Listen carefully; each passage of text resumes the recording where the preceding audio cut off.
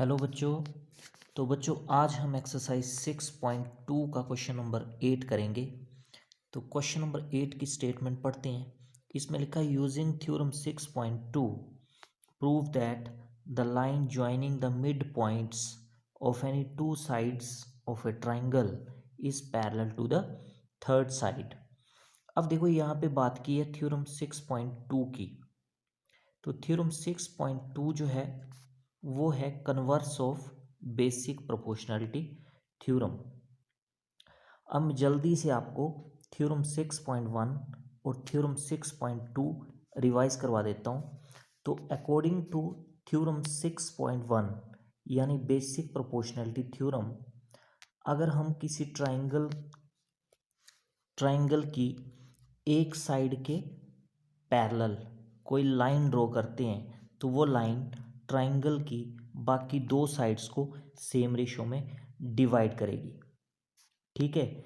और according to theorem 6.2 यानी converse of basic proportionality theorem, अगर कोई लाइन ट्राइंगल की दो साइड्स को सेम रेशो में डिवाइड कर रही है तो वो लाइन तीसरी लाइन के पैरेलल होगी।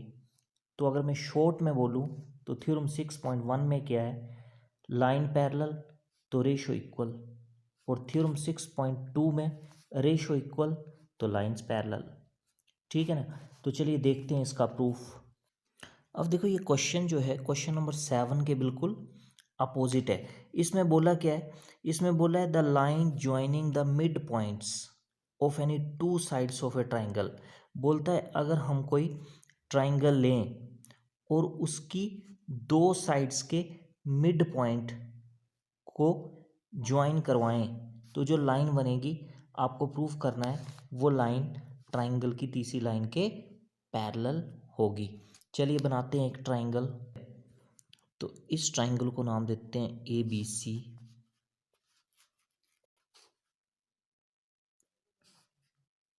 A B C. अब क्वेश्चन में बोला है कि ट्राइंगल की दो साइड्स के मिड पॉइंट को ज्वाइन करने वाली लाइन। तो पहले हम मिड पॉइंट लेते हैं किसका, ए बी का और ए सी का। तो मान लेते हैं ए बी का जो मिड पॉइंट है वो है डी। ए बी का मिड पॉइंट क्या ले लिया हमने, डी। और ए सी का मिड पॉइंट क्या ले लिया हमने, ई। तो इसका मिड पॉइंट हमने ई ले लिया। अब क्वेश्चन में बोला है ट्राइंगल की दो साइड के मिड पॉइंट को जो लाइन ज्वाइन, ट्राइंगल की दो साइड के मिड पॉइंट को ज्वाइन करने पे जो लाइन बनेगी। तो हमने ट्राइंगल की दो साइड्स के मिड पॉइंट ले लिए, ए बी का मिड पॉइंट डी ले लिया, ए सी का मिड पॉइंट ई ले लिया। अब डी और ई को ज्वाइन करने पे जो लाइन बनेगी, तो पहले ज्वाइन करते हैं डी और ई को। तो डी और ई को ज्वाइन करने पे जो लाइन बन रही है आपको प्रूव करना है ये लाइन बी सी लाइन के पैरेलल है, यानी डी ई लाइन ट्राइंगल की थर्ड साइड यानी बी सी के पैरेलल है। ठीक है ना। तो जितना अभी तक हमने काम किया है इसके बारे में हम लिख लेते हैं। Late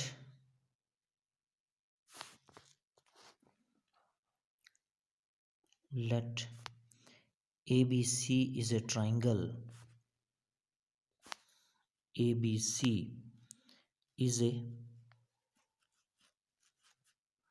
triangle and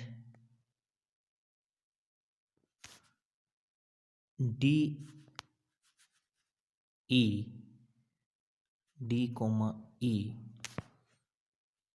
are midpoints of sides AB and AC respectively।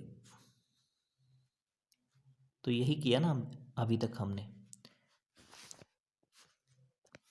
D जो है मिड पॉइंट है लाइन ए बी का, और ई जो है मिड पॉइंट है लाइन ए सी का। तो हमें प्रूफ क्या करना है, तो यह मैं लिख देता हूँ, टू प्रूव, हमें प्रूफ क्या करना है कि ये जो मिड पॉइंट थे इनको ज्वाइन करने पे जो लाइन बन रही है, तो मिड पॉइंट को ज्वाइन करने पे कौन सी लाइन बन रही है, डी ई। तो आपको प्रूफ करना है ये डी ई लाइन जो बनी वो ट्राइंगल की तीसरी साइड यानी बी सी के पैरेलल है, ये आपको प्रूफ करना है। अब देखो डी जो है वो मिड पॉइंट है ए बी का, तो डी अगर मिड पॉइंट है ए बी का तो हमारे पास ये रिजल्ट आएगा A D is equal to D B. जितना डिस्टेंस ए से लेके डी तक होगा उतना ही डिस्टेंस डी से लेके बी तक होगा। मतलब अगर डी मिड पॉइंट है लाइन ए बी का तो हमारे पास रिजल्ट आएगा A D is equal to D B. तो आगे हम लिखेंगे because D is because D is midpoint of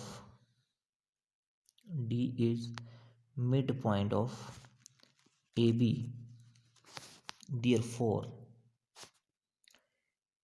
AD is equal to DB। ये रिजल्ट आएगा हमारे पास, ये आ जाएगा इक्वेशन नंबर फर्स्ट। अब देखो also E is midpoint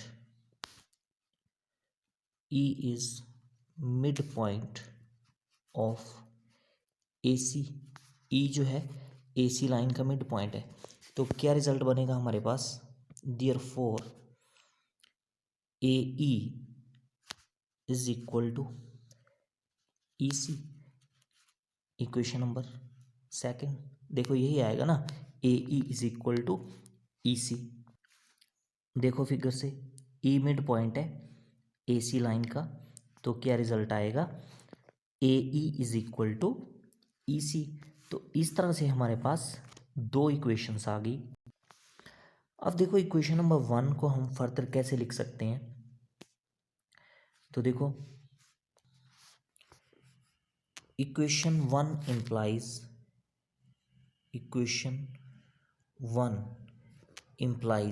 equation number 1 को हम कैसे लिख सकते हैं, देखो ए डी किसके इक्वल है, डी बी के। अगर हम डी बी को लेफ्ट साइड में ले आए तो डी बी क्या होगा, ए डी के साथ डिवाइड हो जाएगा और राइट साइड में कितना बचेगा, 1 बचेगा ना। तो हम क्या करेंगे, डी बी को लेफ्ट साइड में ले आएंगे, तो डी बी ए डी के साथ क्या हो जाएगा, डिवाइड हो जाएगा और राइट साइड में 1 बचेगा। तो इक्वेशन 1 से हमारे पास क्या रिजल्ट बनेगा, A D upon D B, A D upon D B is equal to 1। इसको इक्वेशन नंबर 3 कंसिडर कर लो आप। इसी तरह से इक्वेशन नंबर 2 से क्या रिजल्ट बनेगा हमारे पास, देखो इक्वेशन नंबर 2 से ई सी को हम ले आएंगे लेफ्ट साइड में, तो ए ई अपॉन ई सी आ जाएगा और राइट साइड में कितना बचेगा, 1। तो लिखेंगे A E upon E C, A E upon E C is equal to 1। ये इक्वेशन नंबर 2 से आया, और इसको दे दिया इक्वेशन नंबर 4।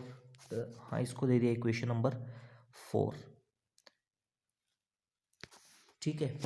अब देखो इक्वेशन नंबर 3 और 4 की राइट साइड क्या है, इक्वल है, राइट साइड सेम है, ये भी 1 है, ये भी 1 है। तो अगर राइट साइड सेम है तो लेफ्ट साइड भी क्या हो जाएंगी, सेम हो जाएंगी। मतलब लेफ्ट साइड क्या हो जाएगी, दोनों इक्वल हो जाएंगी। तो from equation 3 and 4, from equation 3 and equation 4, देखो इक्वेशन 3 और 4 से क्या आएगा, हम क्या करेंगे, दोनों इक्वेशन की लेफ्ट हैंड साइड्स को क्या कर देंगे, इक्वल कर देंगे। क्यों करेंगे, क्योंकि राइट हैंड साइड क्या है, इक्वल। तो क्या रिजल्ट बनेगा हमारे पास, A D upon D B तो this implies AD upon DB is equal to AE upon EC, AE upon EC। ठीक है ना। तो देखो फिगर से, अब देखो ये जो रिजल्ट आया आपके पास, इसका मतलब क्या है। देखो इसका मतलब आपके पास रेशोज क्या होगी, इक्वल होगी। रेशो आपके पास इक्वल होगी, तो जब रेशो इक्वल हो तो लाइन पैरेलल होती है by converse of basic proportionality theorem. Figure से बताता हूँ आपको। देखो हमारे पास क्या रिजल्ट आया, AD upon DB is equal to AE upon EC। तो उसका क्या मतलब है, इसका मतलब है कि DE लाइन ने ट्राइंगल की दो साइड्स को सेम रेशो में डिवाइड कर दिया। तो जब सेम रेशो में डिवाइड कर दिया तो इसका मतलब DE लाइन पैरेलल होगी किसके, BC लाइन के, by converse of basic proportionality theorem. और यही आपको प्रूफ करना था। तो क्या लिखेंगे आगे हम, रेशो हमारे पास इक्वल आ गई तो यहाँ से लिखेंगे therefore by converse of basic proportionality theorem. देखो रेशो इक्वल आने का मतलब होता है कि लाइन क्या होगी, लाइंस क्या होंगी, पैरेलल। तो DE लाइन जो है वो पैरेलल होगी किसके, BC के। और यही आपको क्या करना था, प्रूफ करना था, हेंस प्रूफ्ड। ठीक है ना।